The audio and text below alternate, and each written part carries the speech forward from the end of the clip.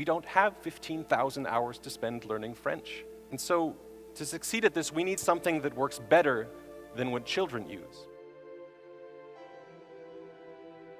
몇 년 동안 언어 공부를 해도 그 나라 유치원생, 초등생 아이들보다 못한다는 말 많이들 들어보시거나 겪어보셨을 겁니다. 이렇게 몇 년 동안 그 언어를 공부해도 아이들보다 뒤처지는 이유는 간단합니다. 그 아이들은 그 언어, 예를 들어서 영어로 수업을 듣습니다. 또한 일상에서도 영어를 듣고 사용하죠. 이에 반해 영어를 배우는 우리는 한국어로 영어 공부를 합니다. 그리고 일상에서도 영어를 듣고 사용할 기회가 비교적 많지 않죠. 즉, 노출 시간에서 현저히 차이가 날 수밖에 없습니다. 그렇기 때문에 아이들보다 스피킹 실력이 떨어지는 경험을 하는 거고요. 만약 우리도 그 아이들과 동일한 노출 시간을 가질 수 있다면 그에 상응하는 언어 실력을 얻을 수 있을 것입니다. 하지만 시간이나 상황적 제약 때문에 그 아이들과 같은 노출 시간을 얻기에는 무리가 있죠. 여기서 6개의 언어를 모국어처럼 구사하는 게이브리엘 와이너를 보겠습니다. 그는 이러한 제약을 고려해서 우리가 언어 실력을 효과적으로 늘리기 위해 적용할 수 있는 방법에 대해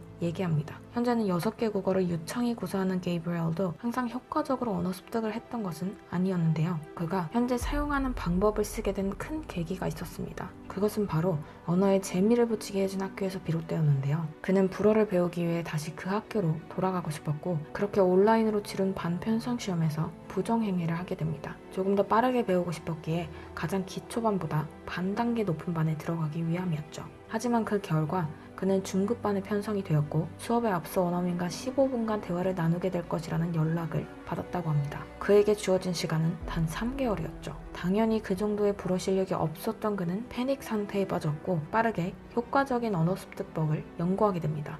There are these systems called spaced repetition systems. They're basically like flashcards, you know those cards with like sha, cat. These are computerized versions of these, but they test you right at the optimal moment, right before you forget any piece of information. So they're extremely efficient. Now, when people use these spaced repetitions programs, they use them with translations. And I knew from my experiences with Hebrew and Russian that that wasn't going to work for me. And so I did something else. And to explain that, let's talk about 2 words. The first word we learn in a classroom. We're learning Hungarian. Our teacher comes to the board, she writes fényképezőgép is the Hungarian word for camera. And then she writes 39 other words on the board, says this will be your vocabulary for the week. You'll have a quiz at the end of the week. The second word we learned quite differently. You are on an adventure with your best friend. You're in Scandinavia. You find yourselves in an old bar.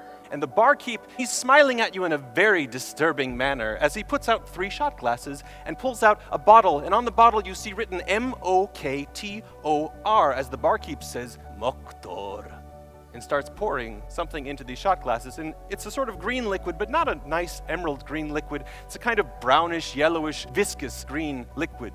And he puts the bottle away and he pulls out a white jar. And in the white jar he starts spooning out something into each of your shot glasses. And from the scent you realize this is definitely rotting fish as he repeats, Moktor. And all the patrons now are turning and looking at you and laughing.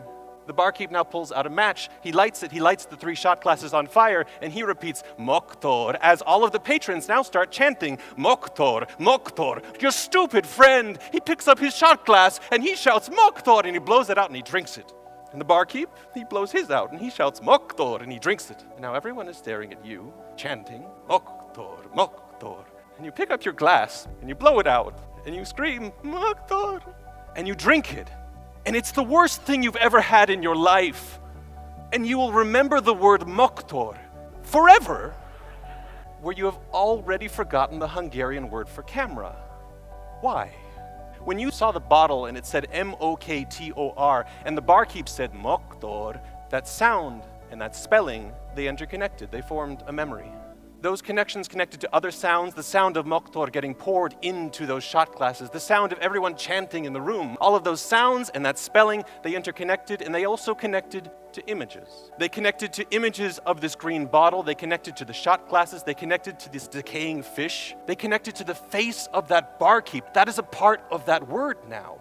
And those in turn connect to sensory experiences like that awful taste in your mouth, the smell of burning, decaying fish, the heat of the fire. Those connect to emotional content, to disgust, to anger at your friend, to excitement.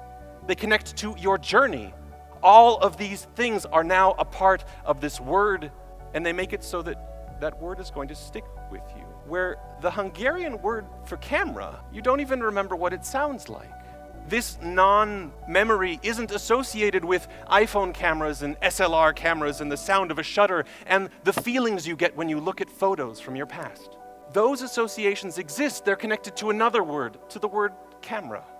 But fényképezőgép has none of that right now. And so you can't hold on to it.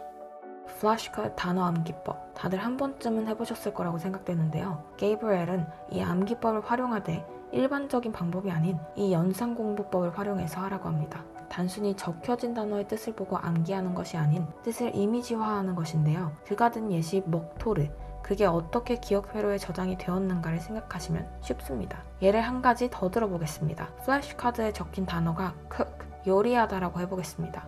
그때 단순히 cook, 요리하다 라고 외우는 것이 아니라 인터넷에 cook이라고 검색을 해보는 것입니다.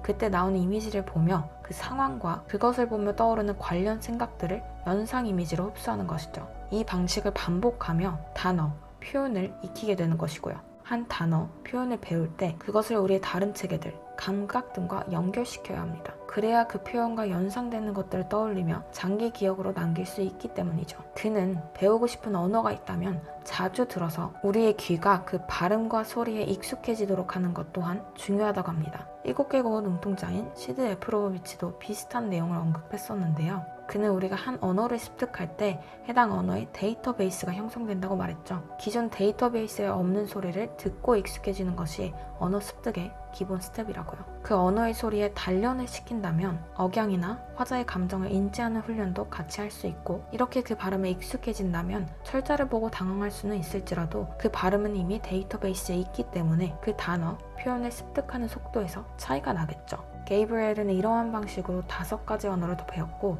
이 과정을 지나오며 깨달은 것이 한 가지 있다고 합니다.